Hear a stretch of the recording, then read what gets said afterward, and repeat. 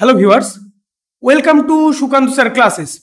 তো আমাদের বায়োলজির যে সিরিজটা চলছিল আজকে তার 7 নম্বর ভিডিও, উদ্ভিদ কলা সম্পর্কে আজকে বাছাই করা 20টি কোয়েশ্চেন বর্ণনা সহ অ্যান্সার নিয়ে আলোচনা করব, যেগুলো সমস্তটাই কিন্তু পিওয়াইকিউ অর্থাৎ প্রিভিয়াস ইয়ারের কোয়েশ্চেন। মূলত প্রিভিয়াস ইয়ারের মধ্যে রেলওয়ের কোয়েশ্চেন অ্যান্সার নিয়ে আমরা আলোচনা করছি এই সিরিজটিতে। ঠিক আছে, এএলপি এনটিপিসি গ্রুপটি সমস্ত পরীক্ষা আসা কোয়েশ্চেন অ্যান্সারগুলো আমরা তুলে নিচ্ছি। রাত 8টা থেকে তোমরা এই সিরিজ পেয়ে যাচ্ছ। এই ধরনের কোয়েশ্চেন অ্যান্সারগুলো শুধুমাত্র রেলওয়ে নয়, তার সঙ্গে সঙ্গে পিএসসি, ডাব্লিউবিপি উইথ কেপি, এসএসসির সমস্ত পরীক্ষার জন্য কিন্তু ইম্পর্টেন্ট হচ্ছে। ঠিক আছে, তো আমাদের ক্লাস রুটিনটা একবার করে দেখে নিই। জিএ অর্থাৎ জেনারেল অ্যাওয়ারনেসের স্পেশাল ভিডিও থাকছে রোজ সকাল 7টায়। এখানে কিন্তু শুধু কারেন্ট অ্যাফেয়ার্স নয়, সায়েন্স আর তোমার হচ্ছে গিয়ে static GK, current affairs, history, geography, polity, মানে প্রত্যেকটা সাবজেক্ট ওয়াইজ আলাদা আলাদা ভিডিও 7 রকম 7 দিনে। ঠিক আছে, বাইলিঙ্গুয়ালি থাকছে। ইংলিশের ভিডিও থাকছে সন্ধ্যে 7টায়, সায়েন্সের স্পেশাল ভিডিও থাকছে রাত 8টা থেকে, mathematics, GI, doubt clearing section সম্পূর্ণ লাইভ আকারে থাকছে রাত 10টায়। ঠিক আছে, যারা এখনো আমাদের টেলিগ্রামের সঙ্গে জয়েন হওনি, নিচে ডেসক্রিপশনে টেলিগ্রামের লিঙ্ক দিয়ে দেওয়া রয়েছে, ওখান থেকে তোমরা জয়েন হয়ে যাও। তো আজকের 1 নাম্বার কোয়েশ্চেন আমরা দেখে নিই। বলেছে টিস্যু মৃত কোষ দ্বারা গঠিত। কোন টিস্যু? এখানে হবে কোন টিস্যু মৃত কোষ দ্বারা গঠিত। এটা হয়ে যাচ্ছে হচ্ছে স্ক্লেরেনকাইমা টিস্যু। ঠিক আছে, কোশ্চেনটা আমাদের স্কিপ হয়ে গেছে। 1 নম্বরের যেটা কোশ্চেন ছিল সেটা হচ্ছে কোন টিস্যু মৃত কোষ দ্বারা গঠিত, প্যারেনকাইমা, এডেনকাইমা, কোলেনকাইমা নাকি স্ক্লেরেনকাইমা। তো সঠিক উত্তর হয়ে যাচ্ছে স্ক্লেরেনকাইমা টিস্যু দ্বারা গঠিত। ঠিক আছে, স্ক্লেরেনকাইমা হলো এক ধরনের সরল স্থায়ী টিস্যু যা উদ্ভিদকে শক্ত করে এবং শক্ত করে তোলে।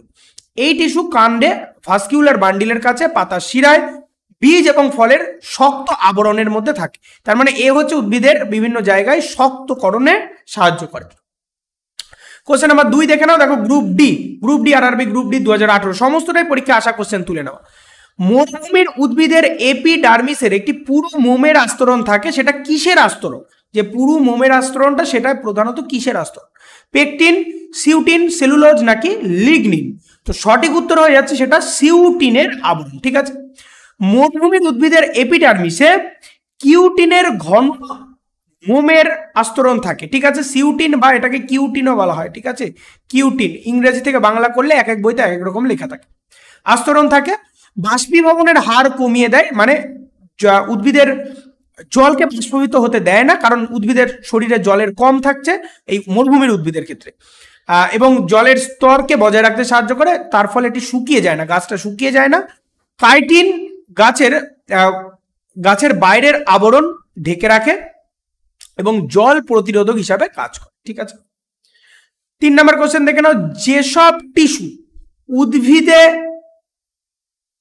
পদার্থ পরিবহনে সহায়তা করে তাদেরকে কি বলা হয়? গ্রুপ ডি 2018 স্থল টিস্যু বা ground tissue, ভাস্কিউলার tissue, dermal tissue নাকি মেরিস্টিমেটিক টিস্যু? সঠিক উত্তর হয়ে যাচ্ছে ভাস্কিউলার টিস্যু।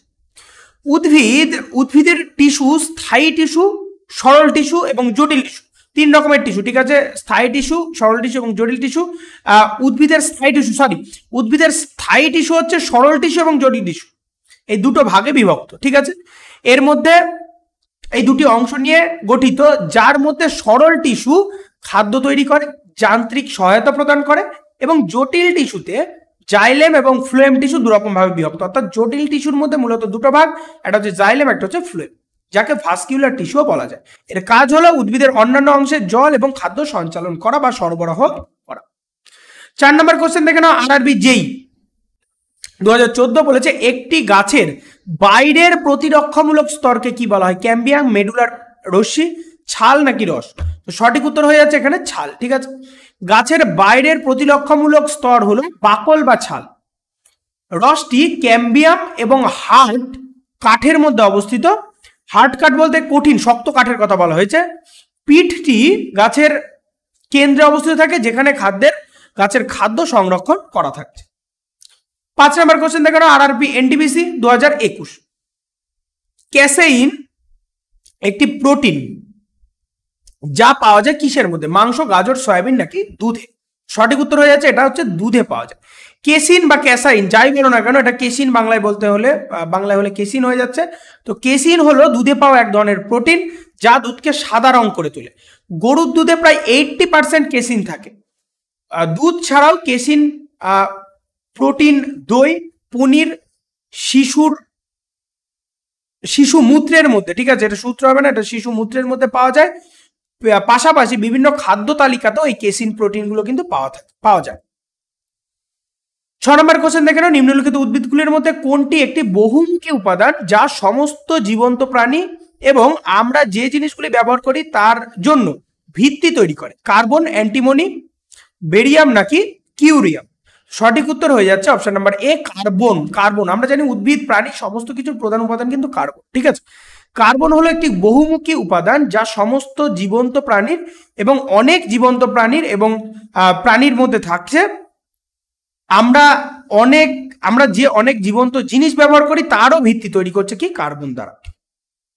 7 নম্বর কোশ্চেন দেখে নাও, আরআরবি এসএসসি, কোনটি উদ্ভিদের সবচেয়ে বেশি পরিমাণে বিদ্যমান, মানে সবচেয়ে বেশি পরিমাণে পাওয়া যায়? লোহা, কার্বন, নাইট্রোজেন নাকি ম্যাঙ্গানিজ? তো একটু আগেই বলে দিলাম কার্বন সবচেয়ে বেশি পরিমাণে পাওয়া যাচ্ছে, কার্বনের প্রাচুর্য সব থেকে বেশি, তার পরবর্তীতে তোমার ম্যাগনেসিয়াম, লোহা, এই সমস্ত জিনিসগুলো আসছে, ঠিক আছে। 8 নম্বর কোশ্চেন দেখো, বলেছে মানবদেহের প্রধান অংশ কি দিয়ে গঠিত? মানবদেহের প্রধান অংশ কি দিয়ে গঠিত? প্লাজমা, চর্বি, প্রোটিন নাকি জল? তো মানবদেহের প্রধান হচ্ছে জল, প্রধান উপাদান হচ্ছে জল, ঠিক আছে, প্রধানত উপাদান হচ্ছে জল, প্রায় 90%ই জল থাকছে। নিচের কোনটি ম্যাক্রো নিউট্রিয়েন্ট নয়? ঠিক আছে, ম্যাক্রো নিউট্রিয়েন্ট নয়। আরআরবি গ্রুপ ডি, ভিটামিন, চর্বি, কার্বোহাইড্রেট নাকি অ্যামাইনো অ্যাসিড? সঠিক উত্তর হয়ে যাচ্ছে ভিটামিন। এটা হচ্ছে ম্যাক্রো নিউট্রিয়েন্ট নয়, এটা মাইক্রো নিউট্রিয়েন্ট, ঠিক আছে। ভিটামিন ম্যাক্রো নিউট্রিয়েন্টের আওতায় আসছে না। পুষ্টি উপাদানগুলি carbohydrate, protein, lipid, nucleic acid, জল, খনিজ এবং ভিটামিনগুলিতে বিভক্ত হয়ে যেতে পারে, যার মধ্যে হলো জল এবং খনিজ উপাদানগুলি অজৈব, বাকিগুলি জৈব উপাদান, ঠিক আছে। যে উপাদানগুলি খুব বেশি পরিমাণে শরীরে প্রয়োজন সেগুলোকে বলা হয় ম্যাক্রো নিউট্রিয়েন্ট, যেগুলো খুব বেশি পরিমাণে লাগে সেগুলো ম্যাক্রো, যেগুলো তুলনামূলক কম পরিমাণে লাগে সেগুলো হচ্ছে মাইক্রো, ঠিক আছে।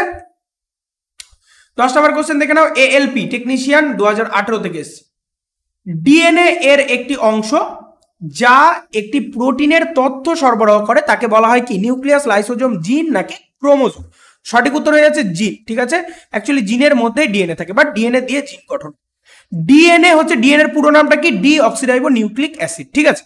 ডিএনএ এর একটি অংশ যা প্রোটিন তথ্য সরবরাহ করে তাকে জিন বলা হয়। জিন হলো ডিএনএ এর একটি ভাগ যা ক্রোমোসোমে উপস্থিত থাকে, জিন একটি জীবের নির্দিষ্ট বৈশিষ্ট্য নির্ধারণের জন্য দায়ী। এটি এক প্রজন্ম থেকে পরবর্তী প্রজন্মে প্রেরণ করা হয়, অর্থাৎ এটাই বংশগতির ধারক এবং বাহক হিসাবে কাজ করে, ঠিক আছে। জিন হচ্ছে বংশগতির ধারক এবং বাহক হিসাবে কাজ করে, যার প্রধান উপাদান হচ্ছে ডিএনএ, ওকে। 11 নম্বর কোশ্চেন দেখে নাও, এনটিপিসি গ্রুপ ডি দুটোতেই আসা। জীববিজ্ঞানের ডিএনএ এর পুরো নাম কি? একটু আগেই বলে দিলাম, deoxyribonucleic acid. Deoxyribonucleic acid হচ্ছে অপশন নাম্বার 2 বা বি হয়ে যাচ্ছে সঠিক উত্তর, ডি অক্সিরাইবো নিউক্লিক অ্যাসিড। 11 নম্বর কোশ্চেন দেখে নাও, জীববিজ্ঞানের ডিএনএ এর সম্পূর্ণ নাম, এটাই বললাম, ডি অক্সিরাইবো নিউক্লিক অ্যাসিড, ঠিক আছে। আর আরএনএ এর সম্পূর্ণ নাম যদি বলা হয় তাহলে এটা হচ্ছে রাইবো নিউক্লিক অ্যাসিড, ঠিক আছে। DNA in genetics refers to, অর্থাৎ জেনেটিক্সের ডিএনএ বলতে কি বোঝায়? জেনেটিক্সের ডিএনএ বলতে কি বোঝায়? ডাইনিউরো অ্যাসিড, দৈনিক সংবাদ বিশ্লেষণ, ডিটক্সিক নিউরো অ্যাসিড নাকি ডি অক্সিরাইবো নিউক্লিক অ্যাসিড? অবশ্যই অপশন নাম্বার ডি হয়ে যাবে, ডি অক্সিরাইবো নিউক্লিক অ্যাসিড, তাই না। 13 নম্বর কোশ্চেন দেখে নাও, বলেছে চুলের রং কিসের দ্বারা নির্ধারিত হয়? পেপটিন, মেলানিন, কেরাটিন নাকি ক্যারোটিন? এই দুটো কিন্তু খুব গোলায়, কেরাটিন আর ক্যারোটিন, ঠিক আছে। এটা হচ্ছে গিয়ে চুলের রং, ক্যারোটিন কোনোটিই নয়। দেখো শ্যাম্পুর অ্যাডভার্টাইজ দেখাতে গিয়ে বলা হয় কেরাটিন যুক্ত, ঠিক আছে, কেরাটিন যুক্ত, সেটা চুলকে শক্ত করে, গোড়া মজবুত করে, সেগুলো ঠিক, কিন্তু রং নির্ধারণে সাহায্য করে মেলানিন। শুধুমাত্র চুলের রং নয়, আমাদের গায়ের বর্ণ নিয়ন্ত্রণেও কিন্তু মেলানিন নামক রঞ্জক পদার্থ সাহায্য করে থাকে, ঠিক আছে। 14 নম্বর কোশ্চেন দেখে নাও, এক অণু প্রোটিন সংশ্লেষণের বেস ঘটনা থেকে উৎপাদিত হয় কি? DNA copy, RNA copy, mRNA নাকি ডিএনএ এবং আরএনএ দুটোই? তো এটা হচ্ছে এমআরএনএ, ঠিক আছে, এমআরএনএ। এখানে বলা হয়েছে প্রোটিন বিশ্লেষণে বেস ইভেন্ট থেকে একটি এমআরএনএ গঠিত হয়। এগুলি হলো আরএনএ এর কার্যকরী অণু, যেখানে প্রোটিন সংশ্লেষণের জন্য সংকেত তথ্য ট্রান্সক্রিপশন হচ্ছে ডিএনএ থেকে আরএনএ তৈরির যে পদ্ধতি সেটা হচ্ছে ট্রান্সক্রিপশন, এর মাধ্যমে ডিএনএর জিন থেকে স্থানান্তরিত হয় এমআরএনএ অণুগুলির ফ্র্যাঙ্কোইস জ্যাকব এবং মোনাটা 1961 খ্রিস্টাব্দে অভিহিত করেছিলেন। এমআরএনএ বা এমআরএনএ এর পুরো নামটা কিন্তু মেসেঞ্জার আরএনএ, ঠিক আছে, মেসেঞ্জার আরএনএ নামে পরিচিত। এমআরএনএ অর্থাৎ এটা হচ্ছে মেসেঞ্জার আরএনএ, এটা হচ্ছে বার্তাবাহক হিসাবে কাজ করে। 15 নম্বর কোশ্চেন দেখো, বলেছে যে একটি ড্যাশ গঠন প্রজননের সময় মৌলিক কাজ কি কপি গঠন করে, এমআরএনএ, ডিএনএ, আরএনএ নাকি আইআরএনএ? সঠিক উত্তর হয়েছে ডিএনএ গঠন করা। ডিএনএ কপি গঠন করা প্রজননের সময় কিন্তু সবার প্রধান কাজ, মানে ডিএনএ জিনের মধ্যে থাকে, বংশগতির ধারক বাহক হিসেবে এটা কাজ করছে। মৌলিক কাজ প্রজননের সময় ডিএনএ কপি তৈরি করা, যখন নিউক্লিয়াসে সর্বাধিক সংখ্যায় ডিএনএ উপস্থিত থাকে, যদিও কিছু ডিএনএ মাইটোকন্ড্রিয়া, ক্লোরোপ্লাস্টেও পাওয়া যায়। 1953 সালে জেডি ওয়াটসন এবং ক্রিক, যেটা হচ্ছে ওয়াটসন এবং ক্রিকের ডিএনএ হেলিক্স মডেল, এই যে আমি যদি একটুখানি বলি তো এইরকম ধরো ডিএনএ হেলিক্স মডেলগুলো থাকছে, ঠিক আছে, ডিএনএ হেলিক্স মডেল এরকম। তো এটা আবিষ্কার করছেন কে? ওয়াটসন এবং ক্রিক, ঠিক আছে। ডিএনএ মডেল মানে ওয়াটসন এবং ক্রিকের নাম সবার আগে মনে পড়তে হবে, ঠিক আছে। এই ডিএনএ হেলিক্স মডেল এরা আবিষ্কার করে 1953। 16 নম্বর কোশ্চেন দেখে না, বলেছে ডিএনএ সিকোয়েন্সে জিন চিহ্নিত করার প্রক্রিয়াকে বলা হয় কি? জিনের অভিব্যক্তি, ক্রোমোসমাবেশ, টিকা নাকি প্রোটিওমিক্স? তো সঠিক উত্তর হয়ে যাচ্ছে টিকা, ঠিক আছে। 17 নম্বর কোশ্চেন দেখো, বলেছে ডিএনএ এর একটি অংশ প্রোটিন তথ্য প্রদান করে সেটাকে কি বলা হয়? তথ্য প্রদান করে সেটাকে বলা হয় জিন, ঠিক আছে, জিন। অর্থাৎ ডিএনএ এর মূল অংশ, জিনের মূল অংশ কিন্তু ডিএনএ দ্বারা গঠিত। ওকে, এরপর দেখো 18 নম্বর কোশ্চেনটা দেখে নাও, আরএনএ এর পুরো নাম কি? আরএনএ এর পুরো নাম কি? Ribo nucleic acid. আমি আগেই বলে দিয়েছি ribo nucleic acid, RRB group D 2018। RNA এর পূর্ণ নাম হচ্ছে রাইবো নিউক্লিক অ্যাসিড। এই যে রাইবো নিউক্লিক অ্যাসিড, আরএনএ হলো এক বা একাধিক নিউক্লিওটাইডের সমন্বয়ে গঠিত একটি পলিমারিক অণু। একটি নিউক্লিওটাইড একটি নাইট্রোজেন বেস, একটি রাইবোজ শর্করা এবং একটি ফসফেট বন্ড দ্বারা গঠিত, ঠিক আছে। এখানে পিরিমিডিন থায়ানিনের জায়গায় অবস্থান করে। আমি একটুখানি বলে দিই, ডিএনএ আর আরএনএ এর উপাদান কি? এর উপাদানগুলোর মধ্যে পার্থক্য হচ্ছে অ্যাডেনিন, গুয়ানিন, থাইমিন, সাইটোসিন, ঠিক আছে। আর এর উপাদানগুলো যেগুলো নাইট্রোজেন বেস, এগুলোকে বলা হয় নাইট্রোজেন বেস, ঠিক আছে, নাইট্রোজেন বেস। তাহলে এদের ক্ষেত্রে নাইট্রোজেন বেস কি কি হয়ে গেল? Adenine, guanine, thymine, cytosine. যাদের মনে না থাকবে অবশ্যই খাতায় নোট ডাউন করে নিও। আর এর মধ্যে থাকে কি? অ্যাডেনিন থাকে, গুয়ানিন থাকে, সাইটোসিন থাকে আর ইউরাসিল থাকে। এই থাইমিনের জায়গায় বা থাইমিনের জায়গায় এখানে কি থাকছে? ইউরাসিল থাকছে, আর ঠিক আছে। এই দুটোর মধ্যে পার্থক্য এখানে হয়ে যাচ্ছে। 19 নম্বর কোশ্চেন দেখে নাও, বলেছে মানবদেহে সবচেয়ে বেশি পরিমাণে কোনটি বিদ্যমান? অবশ্যই কার্বন সবচেয়ে বেশি পরিমাণে বিদ্যমান। অক্সিজেন, নাইট্রোজেন, ক্যালসিয়ামের তুলনাও কার্বন। আচ্ছা, এখানে কি বলেছে দেখছি, বলেছে মানবদেহে সবচেয়ে বেশি পরিমাণে বিদ্যমান কোনটি? বেশি পরিমাণে বিদ্যমান মানবদেহে কোনটি? তো এখানে সঠিক উত্তর হয়ে যাচ্ছে অক্সিজেন। হ্যাঁ, ঠিকই বলেছো। কার্বন হচ্ছে উদ্ভিদ দেহে, ঠিক আছে, কার্বন সবচেয়ে বেশি পরিমাণে বিদ্যমান উদ্ভিদ দেহের সবচেয়ে বেশি পরিমাণ। আর অক্সিজেন হচ্ছে মানব দেহে বা প্রাণী দেহে তুমি বলতে পারো সবচেয়ে বেশি পরিমাণে, ঠিক আছে।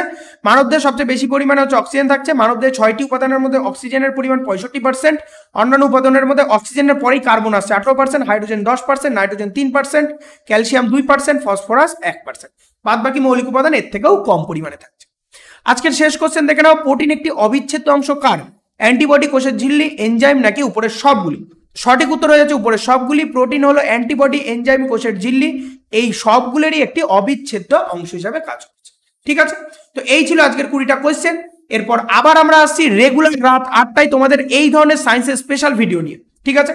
তো পরপর আমরা সিরিজ চালালাম 7টা, কালকে থেকে সম্ভবত ফিজিক্সের সিরিজ শুরু হবে। তো রেগুলার কিছু না কিছু অল্টারনেট করে থাকবে, ফিজিক্স, কেমিস্ট্রি, বায়োলজি। আমাদের সঙ্গে যুক্ত থাকো, সাবস্ক্রাইব করে বেল আইকন প্রেস করে রাখো, ভালো লাগলে লাইক, কমেন্ট অবশ্যই শেয়ার করতে ভুলো না। আর আমাদের সঙ্গে যুক্ত থাকো নিচের ডেসক্রিপশন থেকে টেলিগ্রামের লিঙ্কের সঙ্গে জয়েন থেকে। ওকে, খুব ভালো করে পড়ো আর পড়তে থাকো সিলেকশনের জন্য।